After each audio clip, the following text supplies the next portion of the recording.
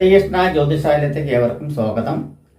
പുതുവർഷ പിറവിയിലേക്ക് പോവുകയാണ്. അതായത് 1201 ആണ്ടിലേക്ക് കടന്നു. 1200 കഴിഞ്ഞു, 1201 ആണ്ടിലേക്ക് കടന്നിരിക്കുകയാണ്.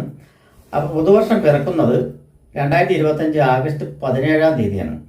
ഞായറാഴ്ച ദിവസം ഉദയത്തിന് മുമ്പ് 11 നാഴികയ്ക്ക്, അതായത് പുലർച്ചെ 1:55 പുതുവർഷം പിറക്കുന്നത്.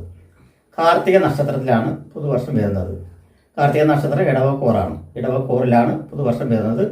അതുപോലെ തന്നെ അന്നേക്ക് വരുന്ന ലഗ്നം, ഉദയ ലഗ്നം എന്ന് പറയുന്നത് ഇടവലഗ്നമാണ്.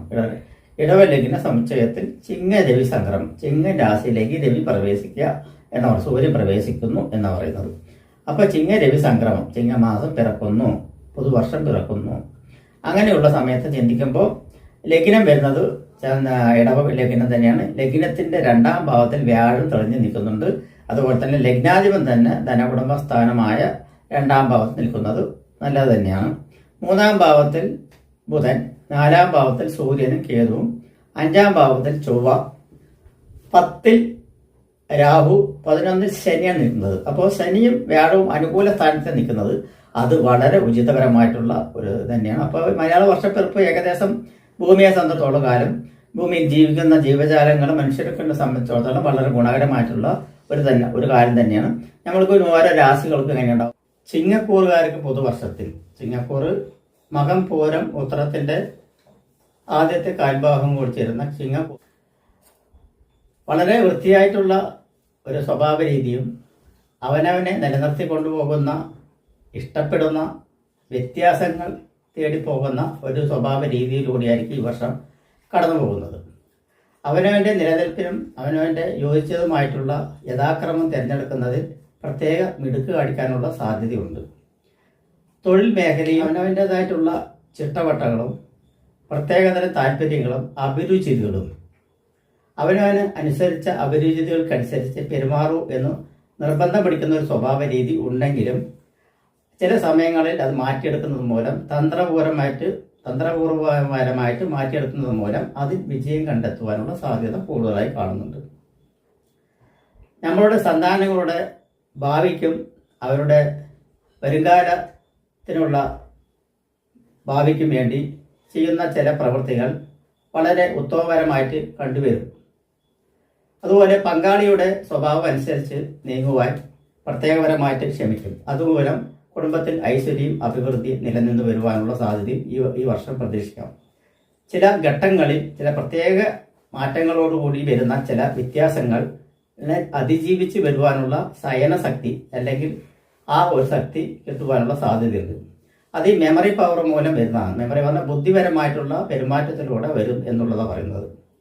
പ്രത്യേകിച്ച് തൊഴിൽ മേഖലയിൽ അവനവൻ്റെ കൺട്രോൾ നിലനിർത്തുന്ന ഒരുവിധം സ്വഭാവ രീതി, ദൃഢമായിട്ടുള്ള സ്വഭാവം, അതായത് ചിന്തയോടുള്ള സ്വഭാവ രീതി കുറച്ച് നമ്മൾ ക്ഷമിക്കണം എന്നാണ് പറയുന്നത്. ക്ഷമിച്ച് കഴിഞ്ഞാൽ ആ സ്വഭാവ രീതിയോടുകൂടിയിട്ടും അവരുടെ ഇംഗിതപ്രകാരം, മറ്റുള്ളവരുടെ ഇംഗിതപ്രകാരവും നമുക്ക് പ്രവർത്തിക്കാൻ പറ്റുകയുള്ളൂ എന്നുള്ളതും പറയുന്നുണ്ട്. പൊതുവെ ചിങ്ങക്കൂറുകാർക്ക് ഗംഭീരപരമായിട്ടുള്ള സ്വഭാവ രീതിയും ആഡംബരപരമായിട്ടുള്ള രീതികളും സിംഹഗർജനവുമായിട്ടുള്ള ഒരു സ്വഭാവ രീതികൾ ഉണ്ടാവും എന്നുള്ളതിൽ യാതൊരു സംശയമില്ല. പക്ഷെ ആ സ്വഭാവ രീതി എല്ലായിടത്തും നമ്മൾ പ്രവർത്തിക്കണോ എന്നുള്ള ചിന്ത മനസ്സിലാക്കേണ്ടിയിരിക്കുന്നു.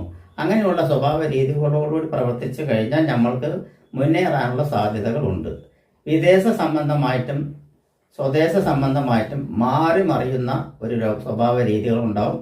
അല്ലെങ്കിൽ അവനവൻ ഇരിക്കുന്ന സ്ഥലത്തു നിന്നോ ദൂരദേശ സ്ഥലത്തു നിന്നോ പോയിട്ട് വരേണ്ടതായിട്ടുള്ള ചില ഇടപാടുകളും യാത്രകളും ഈ വർഷം പ്രതീക്ഷിക്കാം.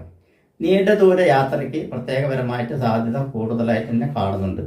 അതുപോലെ പുണ്യസ്ഥലങ്ങൾ സന്ദർശിക്കുവാനുള്ള സാധ്യതയും ഗവൺമെന്റ് തലത്തിൽ പ്രത്യേകപരമായിട്ടുള്ള ഉദ്യോഗ കയറ്റങ്ങളും പ്രതീക്ഷിക്കാവുന്നതാണ് ഈ സമയത്ത്.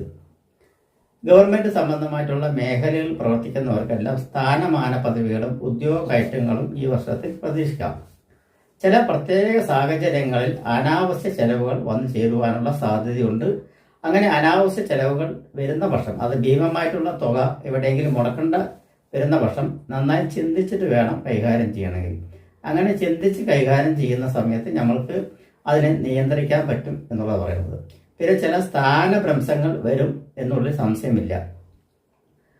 ആ സ്ഥാനഭ്രംശം വരുന്നതിനനുസരിച്ചിട്ട് നമ്മൾ മുൻകൂട്ടി അത് കണ്ടുകൊണ്ട് സ്ഥാനഭ്രംശം വരികയാണെങ്കിൽ നമ്മൾക്ക് അനുയോജ്യപരമായിട്ടുള്ള ഒരു സ്ഥാനമാറ്റത്തിലേക്ക് അപേക്ഷ മുൻകൂട്ടി കൊടുക്കുന്നത് വളരെ ഉത്തമമായിരിക്കും.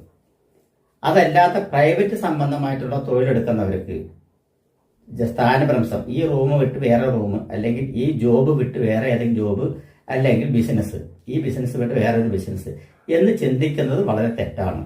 ഇപ്പോൾ എന്ത് ബിസിനസ് ചെയ്തുവോ ആ ബിസിനസ്സിൽ തന്നെ തുടർന്ന് പോകുക എന്നുള്ളതാണ്.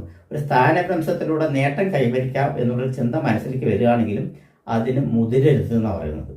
അങ്ങനെ മുതിർന്നു കഴിഞ്ഞാൽ നമുക്ക് തന്നെയായിരിക്കും ദോഷം. അനാരോഗ്യ പ്രശ്നം ഇടയ്ക്കിടയ്ക്ക് വരുവാനുള്ള സാധ്യത ഉള്ളതിനാൽ ശാരീരിക സംബന്ധമായിട്ടും ആരോഗ്യ സംബന്ധമായിട്ടും പൊതുവെ അവനവൻ കുറച്ച് ശ്രദ്ധ കേന്ദ്രീകരിച്ചു കഴിഞ്ഞാൽ വലിയ കുഴപ്പമില്ല എന്ന് പറയുന്നത്. ഈ വർഷത്തിൽ ഇവർക്ക് ചെയ്യാൻ പറ്റുന്ന പരിഹാര കർമ്മങ്ങൾ ശാസ്താവിങ്കൽ അയ്യപ്പസ്വാമി, ശാസ്താ ക്ഷേത്രം എന്നിവിടങ്ങളിൽ നീരാഞ്ജനം, നെയ്വിളക്ക് എന്നീ വഴിപാടുകൾ ചെയ്യുക. പറ്റാവുന്ന പക്ഷം ഇടയ്ക്കിടയ്ക്ക് മഹാമൃത്യുഞ്ജയ ഹോമം ശിവക്ഷേത്രത്തിൽ നടത്തുന്നതും വളരെ ഉത്തമപരമായിട്ടുള്ളതാണ്. അതുപോലെ മഹാവിഷ്ണു ക്ഷേത്രവും മാസത്തിൽ ഒരു തവണ സന്ദർശിച്ചിട്ട് യഥാശക്തി വഴിപാടുകൾ നടത്തുന്നത് മൂലം ഇവർക്ക് ഈ വർഷം, അതായത് പുതുവർഷം പറഞ്ഞാൽ മലയാള വർഷം പുതുവർഷ പിറപ്പിൽ ഈ വർഷം മുഴുവനും അവർക്ക് നല്ല ഗുണാനുഭവങ്ങൾ ഒന്നും ചേരുവാനുള്ള സാധ്യത ഉണ്ട് എന്ന് പറയാം. നമസ്കാരം.